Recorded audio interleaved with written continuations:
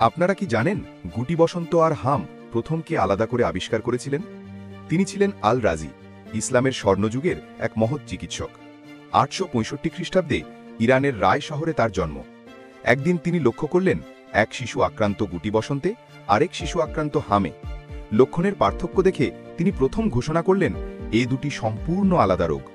শুধু তাই নয়, আল রাজি হাসপাতাল বানানোর সময় আশ্চর্য এক কৌশল ব্যবহার করেছিলেন। তিনি শহরের বিভিন্ন জায়গায় মাংস ঝুলিয়ে রেখেছিলেন। যেখানে মাংস দেরিতে পচন ধরেছিল সেখানেই তিনি হাসপাতাল নির্মাণ করলেন, কারণ এই কৌশলের মাধ্যমে তিনি বুঝলেন জায়গাটি স্বাস্থ্যকর। এমন দূরদৃষ্টি আর গবেষণায় আল রাজি হয়ে ওঠেন চিকিৎসা শাস্ত্রের পথপ্রদর্শক। তিনি লিখেছিলেন 2 শতাধিক গ্রন্থ, যা শতাব্দীর পর শতাব্দী ধরে চিকিৎসকদের হাতে হাতে ঘুরেছে। মানবতার সেবায় আল রাজি দেখিয়েছিলেন জ্ঞানী মানুষের সবচেয়ে বড় শক্তি। সুপ্রিয় দর্শক, আমাদের ভিডিওগুলো ভালো লাগলে ভিডিওতে লাইক দিতে পারেন এবং চ্যানেলটি সাবস্ক্রাইব করে দিন।